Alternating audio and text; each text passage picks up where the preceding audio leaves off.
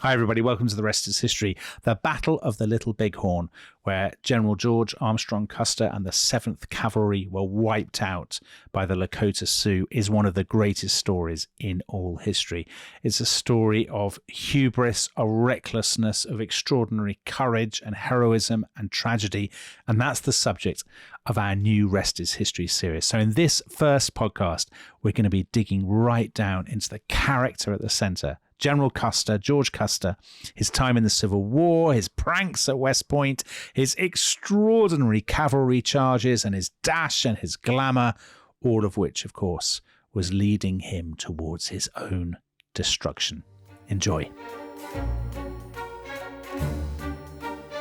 Below me, the hillside was covered with dead and dulls, so we will come to the kind of the nomenclature later on in this episode, in this series. We're going to be looking at the story of Custer, of the Sioux, of the Battle of the Little Bighorn, and the tragic aftermath. And this is a topic that both of us are passionately interested in, isn't it? It's a brilliant topic, Tom. So people of our generation will probably remember there was a Ladybird children's history book called The Battle of the Little Bighorn, Custer's Last Stand. And one of the great things about this story is that it is, of course, famous in American historical folklore as the last stand of the 7th Cavalry, surrounded, butchered. But it's also, to some degree, the last stand of the Lakota, isn't it? It's the last stand of absolutely an old, it's perceived as being, I suppose, perhaps erroneously, the last stand of an old, centuries-old way of life, at bay before the forces of modernity. And kind of a last hurrah as well. So in the American accounts, there's a great emphasis. Traditionally, there's been a great emphasis on the horror of the slaughter, and it was terrible. But I always remember a comment made by one of the braves who fought there called White Bull, who said it was a glorious battle. I enjoyed it. And I think that amid all the tragedy and the horror, one of the reasons why this story kind of does resonate maybe with children is that there is the sense that this is what history should be like. It's totally painted in kind of primary colours. It's drama, dash, people on horses, banners flutter, all that kind of thing. Yeah, it is pure swashbuckling history. But it also has a kind of a resonance beyond, like all great stories, it has a deeper political and historical resonance because, of course, the news of Custer's defeat at the Little Bighorn on the Great Plains, that reaches the East Coast in the week that the United States is celebrating its centennial. So we're in 1876. And it ends up, the story ends up being seen as a kind of the last romantic but also tragic relic of a vanishing age. That the United States is poised in this transition point from, the frontier is closing, capitalism, modernity are carrying all before them. And this is one last moment of the old world, of flowing locks and tomahawks rising and falling and swords and sabers and all that stuff. So you say flowing locks. Harry Flashman refers to Custer having flowing locks, and he refers to how the 7th Cavalry are wearing blue jackets. I mean, actually, neither of those things are true. Custer has shorn his locks off at this battle. The 7th Cavalry are not wearing their blue jackets in this battle. And so the sense of the myth against the slightly more dusty reality is, of course, that's always what happens in history. But I think it's particularly strong with this. And the process of mythologization is happening. As you say, the fact that the news reaches the East Coast on the very day when they're celebrating the centenary of the United States itself, is incredible. But also the stories are being pumped out very, very fast. So the first biography of Custer, A Complete Life of General Custer by Frederick Whitaker, which is published that same December in 1876. And it sums up the way in which he will be commemorated but in the United States for decades to come. To Custer alone was it given to join a romantic life of perfect success to a death of perfect heroism, to unite the splendors of Austerlitz and Thermopylae, to charge like Murat, to die like Leonidas. Wow. Yeah. But that's a perspective, I guess, that isn't entirely current today in the United States. No, I don't think it is. And maybe we'll come on to discussing how Custer is now seen as or in the last 50 years or so, has been transformed from a heroic figure to a sort of embodiment of what people see as the ills of American expansion. And actually, the reality, I think, is a little bit more complicated. So this story, I guess that the story has three elements, which we'll go into. We're going to have it's a fantastic subject for the rest is history, actually, because we are able to do follow so many threads. So one of them, obviously, is the story of the Lakota, and indeed the indigenous people of North America more generally, the kind of Plains Indians, as they were called at the time, and what happens to them. Because Dominic, would you say that there is, I mean, one of the many fascinations of this story is that just as you have Custer on the one side, you have Crazy Horse on the other. Yeah, and Sitting Bull. And the parallels between their lives in particular are so intriguing. Absolutely. And in a sense, as Custer's reputation has gone down, Crazy Horse's has gone up. Yeah, absolutely. I mean, there's a huge Crazy Horse memorial near Mount Rushmore. Yeah, being built, isn't it? Yeah. Yeah. So, and I think that's what makes it so satisfying a story. Actually, more satisfying even than I was thinking about comparisons with British imperial stories like Rorke's Drift or The Retreat from Kabul, or The Death of General Gordon. What arguably makes it even more satisfying as an adventure story is that you have great protagonists on both sides. So we'll come to Sitting Bull and Crazy Horse. It's also a story sort of about deep historical forces, about the advance of American modernity, American capitalism, and so on. And it's about one particular man, which is Custer. Custer is a great character. He is a little bit like some of these characters we've talked about. Napoleon, General Gordon, people who are suffused with a kind of egotism and a drive that propels them into the front pages of the newspapers and into the history books, where other maybe more talented people have sort of fallen by the wayside. And I have to say that I mean, one of the characteristics of Custer, and I'm interested to see whether this will stand up to putting him under the microscope, is that there is about him a sense of fun. He seems to have enjoyed himself. Yes. And whether that's a mythological creation or not will be interesting to explore. It is interesting. He is, I think it's fair to say right at the beginning, one of the things about Custer is a prankster. We haven't done many sort of pranksters and he's an absolute japester, as we will discover. So there's tons of elements. I love stories like this where you take one event and then you start to unpack it. There's the politics of Reconstruction. There's the importance of the American Civil War. There's railroads. There's the mass media. There are all of these kinds of things. And when I was reading about it, I was thinking how much this series is like a bridge between two completely unconnected rest is history series. So on the one hand, last year, we did Columbus, and then we did Cortez and the fall of the Aztecs, another adventure story with people with kind of, flowing hair and floppy hats and stuff. And then on the other, so that's, European colonialism and the New World. And then the other series is actually Titanic, where we began with Gilded Age America, with these great conglomerations, with this sense of, the terrifying Leviathan of American capitalism and Wall Street and modernity. And actually, Custer is the bridge between those two stories, because he's kind of inhabiting two worlds, I think. And I think that makes him a really fascinating character, because he's trying to be part of the Titanic world, the world of Wall Street and big business and all of this, as we will see. But the public and the press want him to be a kind of American Cortez, an adventurer, a swashbuckler, a kind of a lone figure battling on the plains, all of that sort of stuff. So I guess we should start with Custer himself, shouldn't we? Yeah, let's do that. So Custer he's often seen as this sort of romantic figure, this sort of medieval, people call him a gallant knight, a medieval relic, all of this kind of stuff.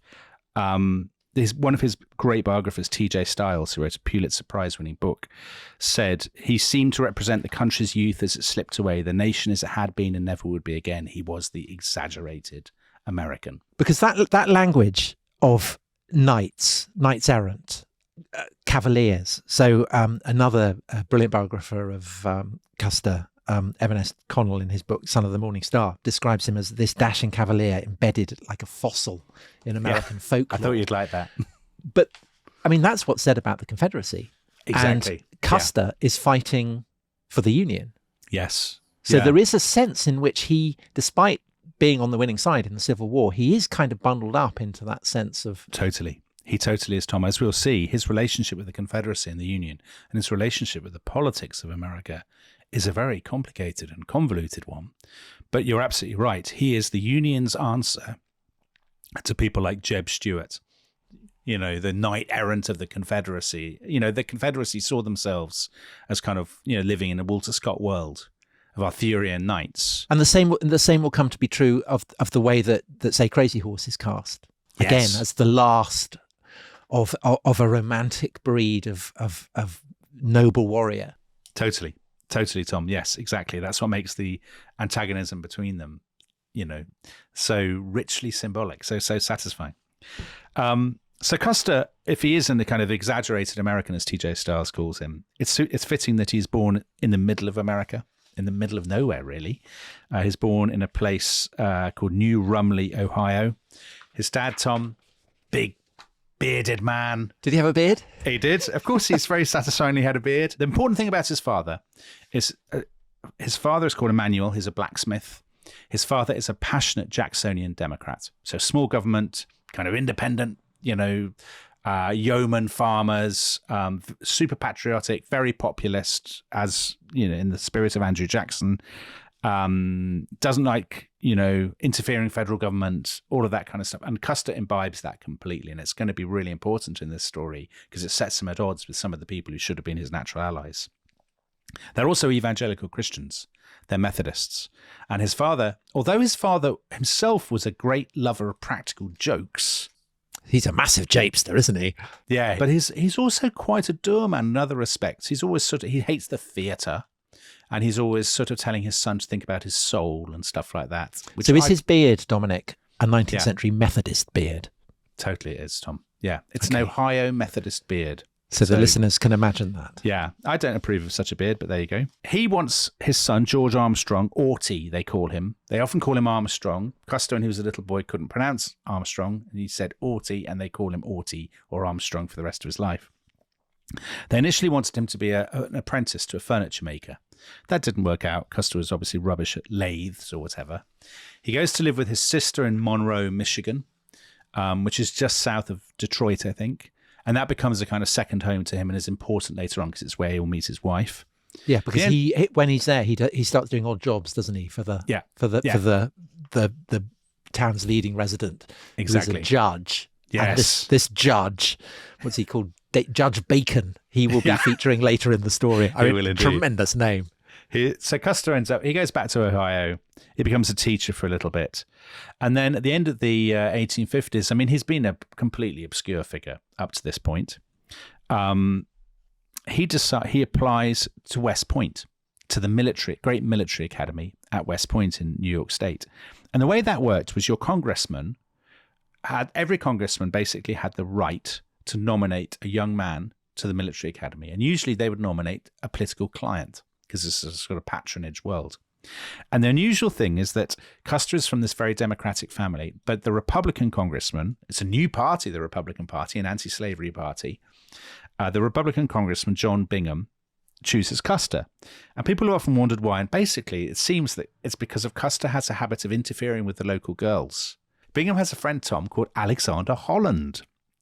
Alexander Holland runs an infirmary, and he has a daughter called Molly. And Custer has started seeing Molly secretly. We love a poem. History. Yes, we do. We love a poem, and we love a discreet allusion to lewd banter. Lewd banter, don't we? Yes. So Custer wrote a poem which is sweet. I've seen and kissed that crimson lip with honeyed smiles o'erflowing. Enchanted watch the opening rose upon thy soft cheek flowing. I think that's pretty good, actually, for a teenager. But also there's a surviving letter with a lot of bants about Miss Lizzie. And he says, what do we think Miss Lizzie is? Yeah, I've done more with her, or rather to her, and she to me than any other one, not excepting your many days' acquaintance with her. And if she had a husband, he could not have done but one thing more than I did, and I shall leave you to guess what that was. Do you know, I think if I were a congressman and you'd get rid of such there was a young lad writing to the daughter of a friend about her Miss Lizzie, I would pack him off to West Point immediately. That's exactly what happens. Yeah, that is exactly what happens. But it's not. But there is, even at this stage, I think, with Custer, a genuine drive, an ambition. He is an ambitious young man. We've talked, many of the people we've talked about in Rest is History podcast, people like Nelson or Napoleon, they were animated by a frankly quite egotistical sense of ambition. And Custer, I think, has that too. Later on, he wrote a letter to his wife, Libby, and he said, "In years long numbered with the past, when I was verging upon manhood, my every thought was ambitious, not to be wealthy, not to be learned, but to be great." Also, maybe one of the reasons why he gets the nomination is actually he's very charming, isn't he? He's very impressive. He's fun. Very dashing. He's fun. So that, and I mean, he's very good looking as well. He's tall, blonde, blue-eyed. Yeah. So there is actually a girl who says who says that he'd make a lovely girl. So fans of gender fluidity. Well, there is when he gets to West Point, well, his classmates call him Fanny. Fanny, yeah. And you can imagine how at a military academy with boys who are competing to be marshal, that's. But he doesn't. The thing, but about they also Custer call him Cinnamon, don't they? Because he has a hair pomade which smells of cinnamon. He does. And actually, his friend Tolly McRae said of Custer, he always liked to stand out. He was clearly not an insecure. There are insecurities, but he doesn't mind being different or looking different. He is the most romantic of men and delights in something odd. He likes dressing up. He likes, Boy, does he like dressing up. He totally likes dressing up. I mean, flamboyant and, dare I say, ludicrous costumes will very much be a theme of this. But also this idea, again, I mean, these parallels with, say, with Crazy Horse and the people he will be fighting, this obsession with hair. The Lakota wear their hair long. Custer makes a point of wearing his hair long. Another of the nicknames he gets at West Point is Curly, and that is one of the first names that the man who will go on to become Crazy Horse has. So it's so resonant, this sense of two extraordinary young men, kind of at opposite ends of the country, kind of doomed to meet. Yeah, I think absolutely. So Custer goes to West Point. He's in, there's a definite boarding school aspect to this, isn't there? I mean, they're in people dorms. Are being tossed in blankets. And they're deviling each other and whatever they call it. They're sort of playing all these pranks. But they're stealing apples. Yeah, they totally are doing that. I mean, they're doing that. They're sneaking out to the tavern. They're going out to meet girls. It's great japes. Now, the great thing for which Custer is notable is he is incredibly badly behaved. So one of his classmates said that Custer once said to him there were only 2 points of distinction in the class, the head and the foot, and he couldn't be the head, so he determined that he would support his class as a solid base. And he accumulates in 4 years one of the worst records in West Point's history, 726 demerits, so black marks. And the adjectives that come up, says TJ Stiles, again and again in the books are boyish and trifling. Could I read some of the things for which he would, I think, give a wonderful sense of him, actually. So, calling corporal in a boisterous tone of voice, throwing bread at dinner, making boisterous noise in the sink, and long hair at inspection. So, boisterous seems to be the word. You can totally trifling in ranks, marching in from parade, highly unmilitary and trifling conduct, throwing stones. I mean, he does sound fun. Oh, he's very fun. Yeah, he's very fun, and people like him. He's got a thirst for attention. He's funny. He plays pranks on the teachers. He sneaks there's an excellent one about the Spanish class, isn't there? Where he says what is class dismissed in Spanish, and so the teacher then says class dismissed in Spanish. And up Custer goes and leads everyone out. Yes. What a brilliant joke that is, Tom. It is a good joke. So he does all this. He's seeing a lot of. He's got a high sex drive. He sees a lot of girls, sneaks out to balls and things. He has a great obsession with what he calls the great sleep, which I will allow you to imagine what that is. He clearly gets gonorrhea, at some point at West Point, and this may well have made him infertile because he and his wife have a very active marital life, but no children. And so people have speculated, is this the reason why? The other thing that really occupies him at West Point, I think, is politics, because he has come of age in an era where, the political scene in the United States has become polarized to the point of, obviously, of civil war. His father is a Democrat. He is a Democrat.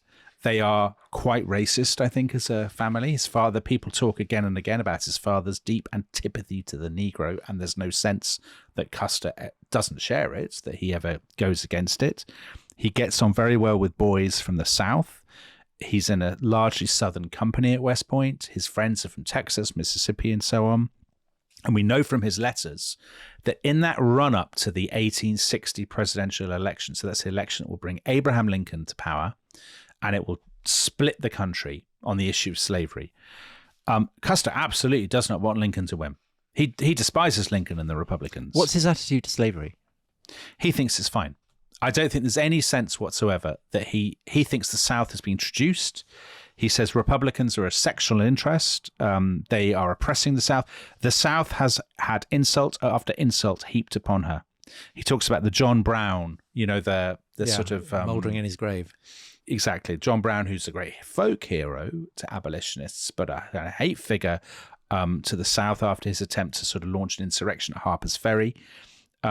He says John Brown was a disgrace. Southern rights have been trampled. They are suffering Northern aggression. He says they reasonably demand that Northern abolitionists shall not interfere with their constitutional rights. So states' rights. So he's a pure states' rights guy. But actually, interestingly, you get to November 1860, Abraham Lincoln is elected.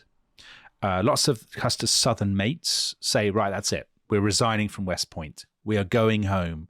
War is coming. Independence, succession is coming, and we want to be part of that. Our loyalty is to our state. Custer obviously does not quit. His family, his father is originally from Maryland, which is a kind of border state. And he's grown up in rural Ohio. He, I think, has some sympathy with his Southern classmates, but he is a patriotic American. It doesn't. That's a Rubicon, as it were, Tom, that he will not cross. There is also, isn't there? I mean, I remember later in his career when he's on the plains, he sees, I think, the back of a black woman that is scarred with whip marks, and he says that essentially, that's what we fought the war for, to stop that. Yeah. So it's not like he's completely oblivious to the no. I think of slavery. Custer is the fascinating thing with all this story, Tom, is that everybody is complicated, and that actually, if you tell this whole story of the Battle of the Little Bighorn as a morality tale in which the there's goodies and baddies, goodies and baddies, then you have a problem, because some of the big baddies, as it were, are precisely the people who fought to demolish white supremacy and led the Union cause, like General Sherman or General Sheridan, people who are going to be really, Ulysses S. Grant, people who are so important in Custer's story. So everybody, I think it's fair to say, has complicated and often very contradictory views about race and about, the future of the United States and all of this kind of business. And Custer is one of them. He's not simple. He's not uncomplicated. He wants to, the war is coming. He obviously wants to be part of it because that's what he's trained for. And he has two final japes, which basically come very close to ruling him out. Number one, the final exams, Custer, absolutely, as could have been predicted, breaks into an office. It's real sort of Billy Bunter behavior. He breaks into an office trying to steal the exam paper and copy the exam paper. The instructor finds out. He changes the questions. He doesn't find out that he's taken it, does he? He finds out that it's been taken, the exam has been taken. Yeah. So he changes the questions. I mean, it is the stuff of like a Harry Potter story or something. He changes all the questions. Loads of them fail. Custer's one of them who fails. And Custer is one of the very few people who is reinstated. Now, why this is, no one ever knows. Custer is lucky. And he's lucky throughout his career. Maybe he's lucky because he's charming, because he's... Yeah, I'm sure don't know. that What must do be you think, part Tom? of it. But also, I think that kind of book learning, I mean, you need your book learning, but at the same time, you need a sense of swagger and self-confidence and dash, which Custer clearly has. And I think that it's what we were talking about at the beginning, that people come to admire and even love Custer because they see in him the kind of soldier they would like to be. Yeah, I think you're right. I think people, even people who know who know he hasn't done his work and he's breaking all the rules, they can't help but be drawn to him. His magnetic He's the kind, personality.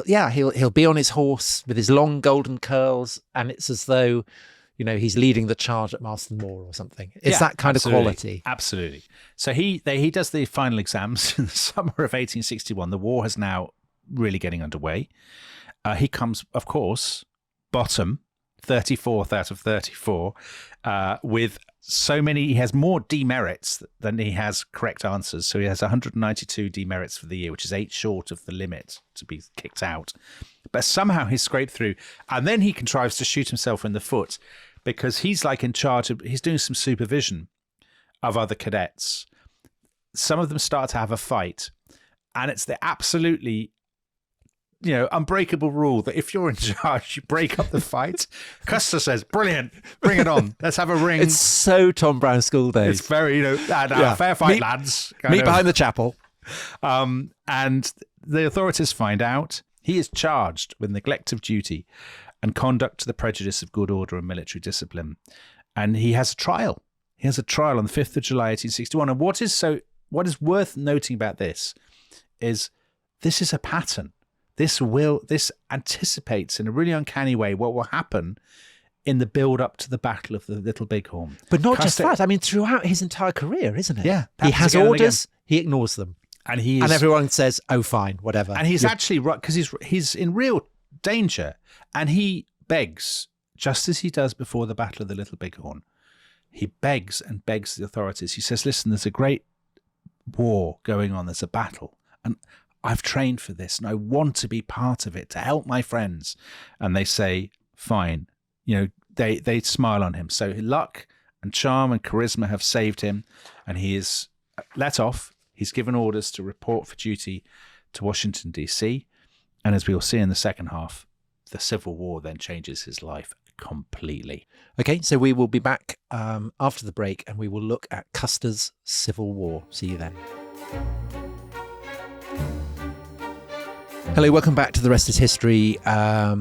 We are in the first of what is going to be a series of episodes on Custer's last stand. And at the moment, we're looking at the early life of Custer. He has just graduated by the skin of his teeth from West Point. And Dominic, I guess because his marks were so bad, he's effectively the most junior officer in the whole Unionist army, isn't he? He is. He's absolutely the bottom. Yeah, he is.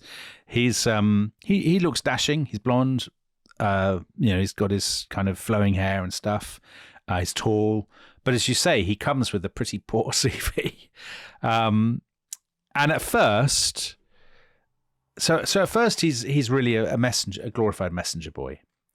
He sees the first big battle, the Battle of Bull Run, which is in July 1861, Manassas, as the Confederates call it. That is a crucial battle because it destroys any hope that there'll be a quick end to the war.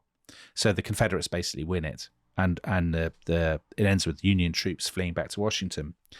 And after that, so Custer was told to protect this one gun battery, and I think they were almost all wiped out before he could even get out his gun. And so it's obvious to everybody, God, this is going to be this is a big deal now. This is going to be like a grueling, brutal campaign. I mean that is reminiscent of the sport-loving public school boy going to the front in the First World War, and his brigade being shot all around him before he even stepped out of the trench. So there's an element of that. But the thing about Custer is he doesn't succumb to it. I mean, he remains a kind of blaze of colour moving through the grey and blood and smoke and dust. I mean, he maintains his sense of dash. He totally does. I think he always sees himself. There's always an element of Custer that he sees himself as a character in an adventure story. And he's determined to live out that life, as we'll see with his costume later on. So the Union are facing a bigger challenge than they thought. They have to raise effectively a sort of parallel army, a volunteer army, as well as their regular army. And a lot of people say, well, we'll serve as officers in the volunteer army, not the regulars, because maybe that'll be a quicker way to promotion. You'll be able to rise more quickly. Custer does that. He volunteers to an infantry brigade of the volunteer army. And just before his luck, Custer is obsessed with this idea of him being lucky. And he falls very, very seriously ill. We don't know with what. This is very common, of course, in the American Civil War. I mean, disease kills thousands upon thousands of people. And Custer somehow pulls through, even when he was being written off. And afterwards, he's obsessed with hygiene. So it's very unusual in a swashbuckling hero. Because his wife says that he goes everywhere with a toothbrush. He carries his toothbrush into battle with him. He brushes his teeth in battles. He also, she says, is obsessed with washing his hands. So he would do very well in COVID. He would have impressed people with his hand washing and hand sanitizing routine. The other thing that changes in these early months, and which is good for his health, is that he gives up alcohol, doesn't he? Yeah. Because he's been sent off to recuperate with his sister from his illness. Yes. And he gets absolutely blind drunk and kind of crawls home. And from that point on, he never drinks again. Because you would think, Custer's character, he would be a man for a glass or two. Clearly, he is up to that point. What if from that point on, says of him, he's just drunk on his own self-belief for the rest of his. Yeah. So if he's asked at at dinner, do you want a drink? He'll say, I'll have a glass of Alderney, which is an allusion to the cows on Alderney in the Channel Islands, which give very good milk. So he's asking for a glass of milk. Glass of milk. Yeah.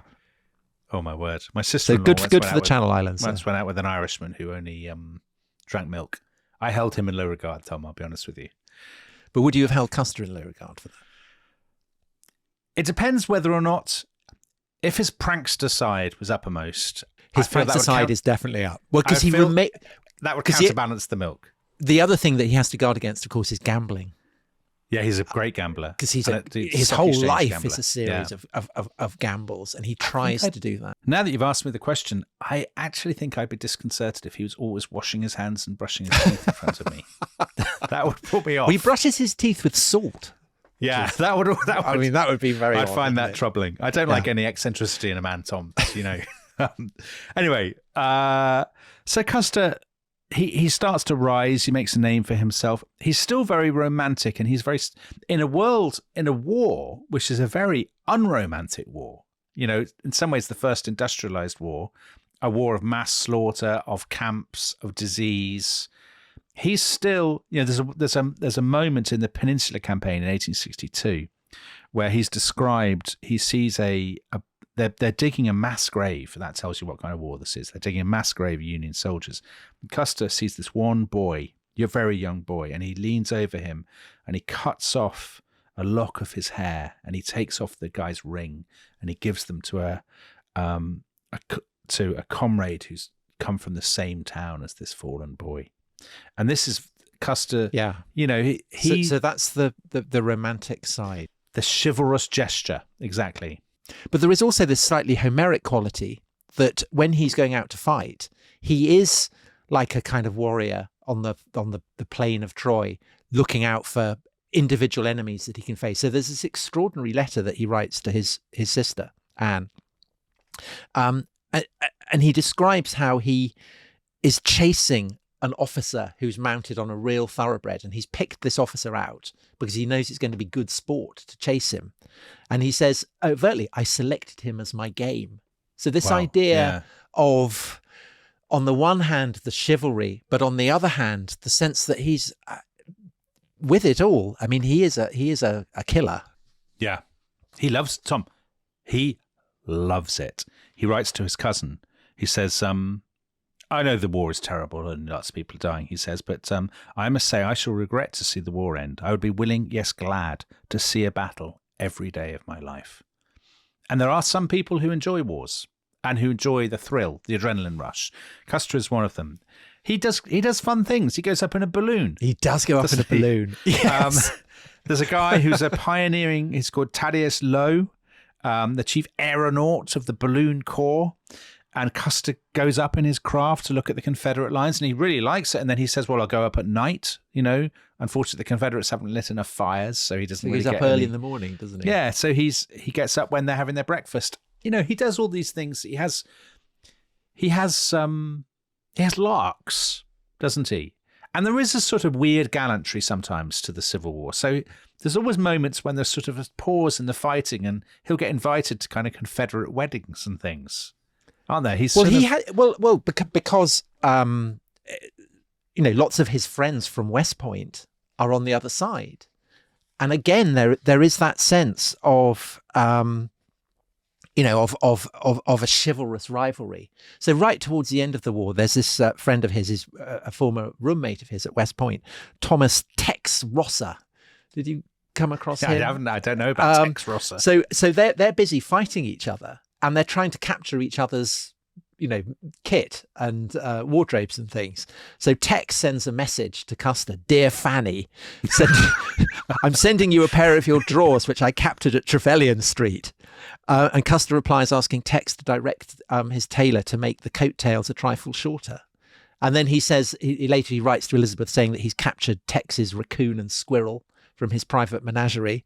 And it's kind of, you know, they are going hammer and tongs at each other, trying to kill each other. But at the same time, all kinds of japes involving raccoons and captured clothing. And that is clearly part of the drama, not just for Custer, but for people on the Confederate side as well. Yeah, because, of course, that's not the way that all Union officers think of it by any means. Some are much more sort of grim and dogged and managerial. But Custer is determined to fight this as though it's, you know, a scene from sort of, you know, Mallory or something, isn't it? I mean, he really believes in that. Now, Tom, you mentioned Elizabeth. We haven't introduced her yet. Of course, so I'm jumping the gun. Sorry. Yeah, 1862. Custer has caught the eye of the Union Commander General McClellan, and he's joined his staff as his kind of eyes and ears. And his staff, now he's now hanging around with lots of very impressive people. Philippe d'Orléans, is it the pretender to the throne of France, is on his staff. So Custer's now moving in a more elevated world. He gets a bit of leave and he goes to Monroe, Michigan, where his sister lives. And it's there, isn't it, that he meets Elizabeth Bacon. Are you a fan of Elizabeth Bacon? He'd met her before, hadn't he? When he was working for the judge as a, you know, a nobody kind of young boy. Yeah, there's some, but this is they have a Thanksgiving party, and this is the real moment when he makes an impression, because he's sort of standing there in his uniform and his big hair, because he's refusing to cut his hair.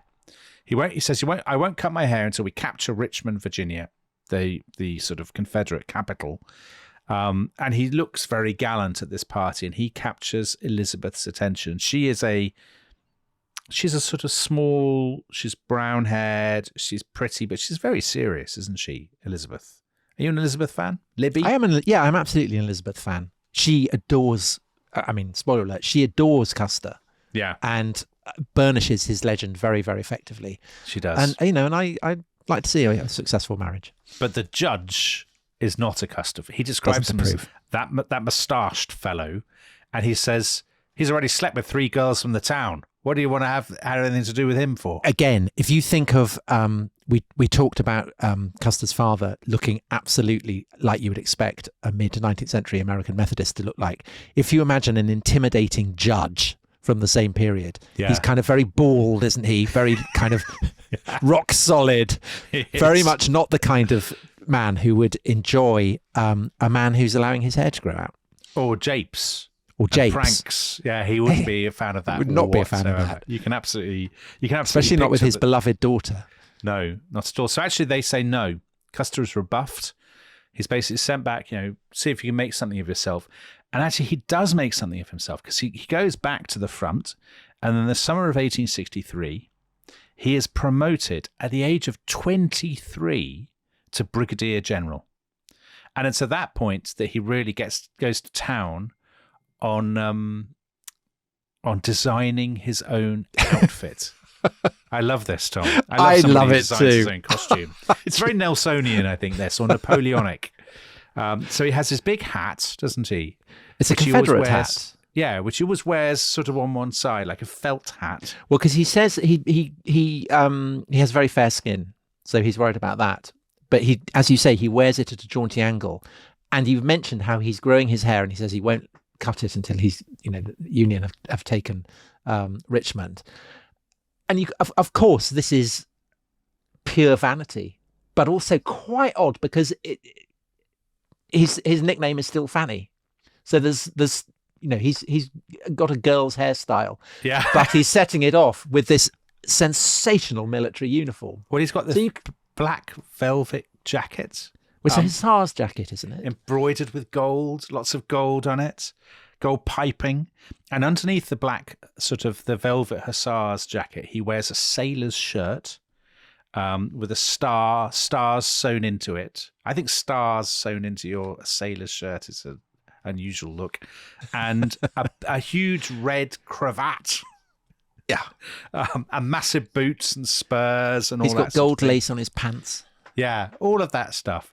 And the thing is, there is a sort of sense to this, because if you're the kind of commander that Custer is, i.e. someone who leads from the front, not somebody who's planning at the back, but somebody who is absolutely leading your men into action, as, let's say, Nelson did, you want to stand out. Now, people who listen to the Trafalgar episodes will remember that Nelson refused to change his coat at Trafalgar because he said, my men need to see me. They need to see the commander. And Custer, I think, operates with the same. He is the star. He is the hero of the story. Everybody needs to look at him. I mean, you can absolutely make the military case for it, and Custer does make the military case for it. The difference between him and Nelson is entitled to wear those medals. He is an officer in the Navy. Custer is going absolutely freelance, as he always does throughout his entire career, and making up a costume. And I do think that the long hair, everything, sure, it's about enabling people on the battlefield to see him, but clearly it's all, I mean, he's sensationally vain. He's very vain. He's very vain, but he's good. I don't think we should lose sight of that. And I think in his biography, T.J. Stiles says one of the problems with writing about Custer or telling his story is that everyone starts with his death. We started with his death. We started with the Harry Flashman. So we start with a presumption of incompetence and failure, or hubris and arrogance. But actually, the point about Custer in the Civil War, he's good. He makes good decisions. He inspires his men. Armies need stars, and he is a star. And he doesn't make bad calls. He doesn't lose battles. But could you reframe that? Yeah. I mean, he makes bold decisions. He gambles, and those gambles pay off. I mean, would it not be fair to say, so Connell in his book says, in a tight situation, his response was instantaneous and predictable. He charged. Is that unfair, do you think? Because looking at, the moments that make his reputation in the Civil War, that seems not untrue. And clearly they pay off. Yeah. So that's brilliant. So he's, he becomes a superstar. But you could say that ultimately, every time you take a gamble, the odds are that at some point it's not going to work. And you could say that the Little Bighorn is... You could. Now, it's worth saying that other historians don't make that call. So Peter Cousins, who's written a great book on the Indian Wars, Custer knew instinctively when to charge, when to hold fast, and when to retire. T.J. Stiles. He sometimes guessed wrong, but more often he judged right, far more than most. He had a talent for choosing the correct course amidst chaos. So I think, obviously it depends are you approaching it from the perspective of the Little Bighorn, where clearly he does make a very bad call and pays a heavy price for it? You're absolutely right, Tom, that you keep choosing, you keep gambling, and one day your luck may run out, but one day maybe it won't. Yeah. I mean, and fair to say that Custer himself always denied that he was kind of rash. So he said, I'm not impetuous or impulsive. I resent that. Everything that I've ever done has been the result of the study that I've made of imaginary military situations that might arise. I still think that there is an impetuous quality. I think that he loves the glamour of a cavalry charge. And I think that is it not the fact that if you're following Custer on a cavalry charge, you are likelier to die than if you're following another, you're in some other commander's troop. But you're also more likely to win because Custer always wins. I mean, the thing with war is you make gambles and and that as a commander, a lot of your men will die. So let's go focus in on the most famous example of this, Gettysburg. one of the most famous battles in American history, if not world history, July 1st, 2nd, and 3rd, 1863. Crucial moment. Robert E. Lee, another very swashbuckling commander, has invaded the North. General Meade is trying to find him. They finally find him. The great clash of the armies. On the second day, Custer leads a charge. Lots of his men are killed. Custer isn't killed. And the third day, the crucial third day, we talked about this in our American Civil War episodes, Pickett's charge, the high watermark of the Confederacy, the moment when the Confederacy look as though they might break the Union Army, and then, who knows what's going to happen. It's Custer who leads a crucial cavalry charge against his opposite number on the Confederate side, a guy called Jeb Stuart, who is the knight errant of the Confederacy, flowing, dashing hat, cavalier, Prince Rupert the Rhine, all that sort of stuff. And presumably Custer knows that. Yeah, don't you think? It's a great moment for Custer. But he's taking on the Chevalier of the Confederacy. Don't you think that would kind of make him even more determined to have a crack at him? It does, and that's what you want. It's like going into the But you don't always want it. That's all I'm saying. But you absolutely want it in this context, though. Sure, I think it's harsh. If Custer hadn't died at Little Bighorn, no one would say of this, Custer dodgy. No, but one if day you his look luck at will his, run out. but if you look at his entire career after this and before this, Custer is always disobeying orders. He's always going off on his own whim. He's, and you can say he has a brilliant instinct. He has the killer instinct. He charges in where a less self-confident commander wouldn't, and that's brilliant. But I do think it leaves open the possibility that at some point it's going to go wrong. Sure, it does, Tom. It does. But you need, I totally take your point, but I think a winning army needs people like this who will stand up at the crucial moment when people are hesitating. So it's the most amazing scene, by the way. The 1st Virginia Cavalry are charging at the Union troops. Custer, he sort of, he's on his horse. Some people say he takes his hat off and waves it. Some people he waves his sword, and he shouts, there's a men in Michigan, he shouts to them, "Come on, you Wolverines." And then off they go into battle. They charge once. They knock the Confederates back. The Confederates come again under a guy called Wade Hampton, who ends up being governor of South Carolina much later, but that's by the by. And again, they're massively outnumbered now. And again, Custer, he orders a full gallop. Again, "Come on, you Wolverines."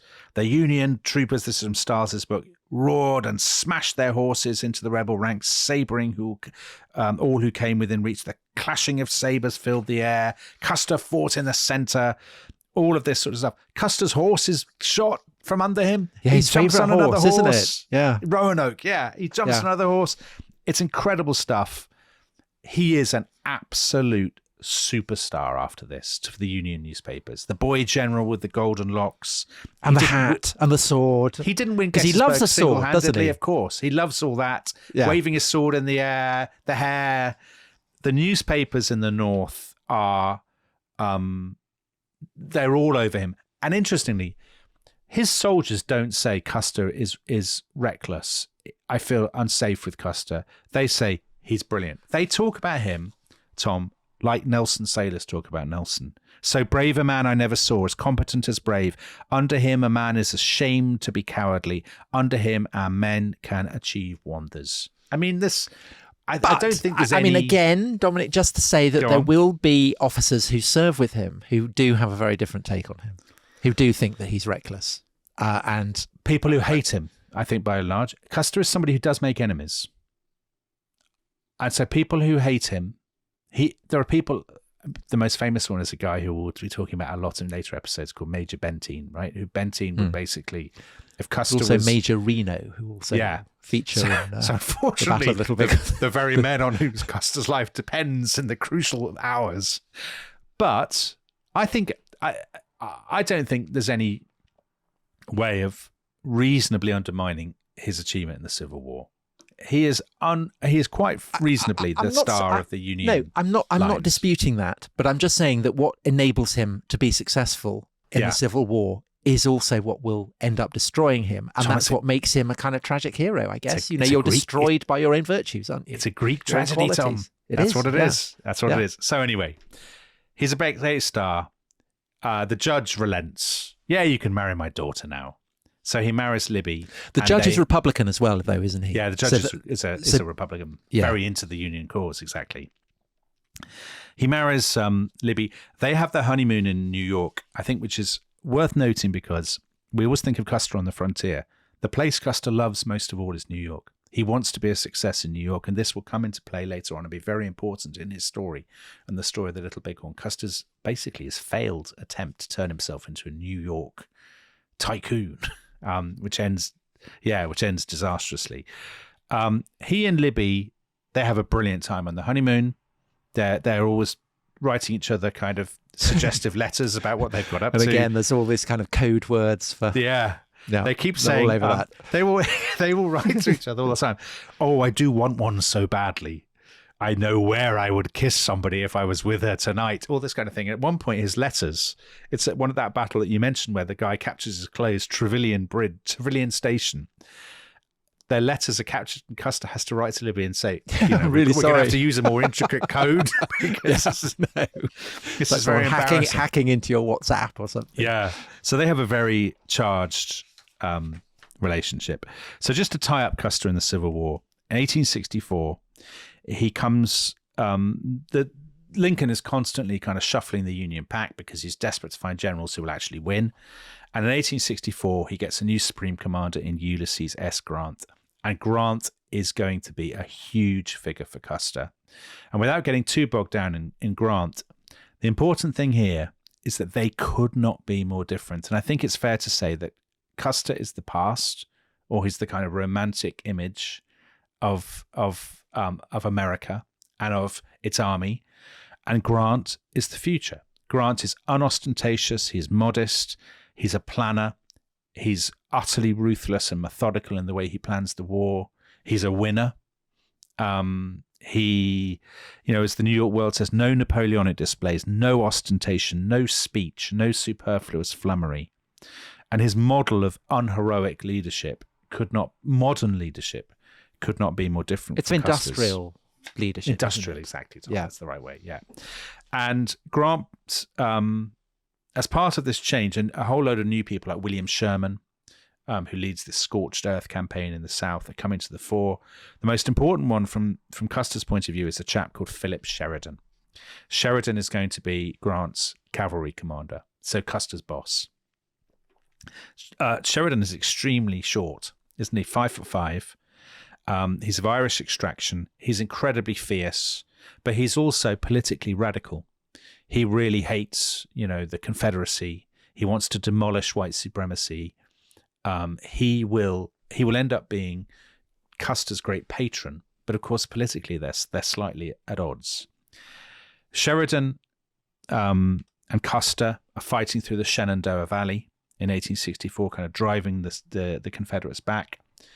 General William T. Sherman is marching to the coast through Georgia, sort of ravaging the land. Step by step, they are squeezing the Confederacy. So finally we get to 1865. Once again, the last great battle of the war, Sailor's Creek, April 1965. Custer's horse yet again is shot from under him. His brother Tom is with him now as Tom gets shot in the cheek. Both of them survive. He's Tom Custer. So Custer has three brothers, two of whom will end up at Little Bighorn. So he's got Tom Custer and his younger brother Boston, who isn't actually in the army but is kind of a supplier. But Tom Custer is incredibly heroic, isn't he? I mean, he gets all kinds of medals for courage. He does. And Tom adores George Armstrong Custer. He thinks he's brilliant. And the Custers are the very kind of tight-knit group. So we get to the 9th of April, 1865, Appomattox Courthouse. Lee's army, the big Confederate army, is now finally basically cut off, surrounded, no supplies. It is Custer who goes forward to demand a surrender. And he goes to see Lee's Deputy General Longstreet and says, do you want to surrender to me? And Longstreet apparently looks at this bloke with his long blonde hair, and Custer looks about 10 because he's still only 25. Yeah. And he says, I will never surrender to you. I'll surrender to Grant, but I won't surrender to you. Custer finally agrees, but there's then a really, really telling moment. So at 4:00 that afternoon, Lee does surrender to Grant, this very, very famous moment in American history. And when Lee does that, he sees standing next to Grant's military secretary, who's a guy called Eli Parker. And Eli Parker is a Native American. He's from the Seneca, so he's from New York. And Lee sees this and he says to this guy, I am glad to see that there's at least one real American here. And Parker says, well, we're all Americans. Very Hollywood. But the thing is, are they? This is an unresolved question at this point. And Parker is when you say they, return... do you mean the Native Americans or the Confederates? I'm deliberately being ambiguous, right? Because are they all? Are the Confederates? Will the Confederates sit in the future of this reunited nation? But also, where will the Native Americans sit, right?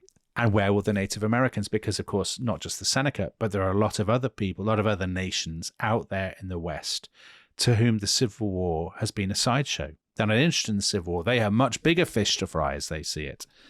So all of this lies in the future. And Parker is going to be a very important figure in this because he's very close to Ulysses S. Grant.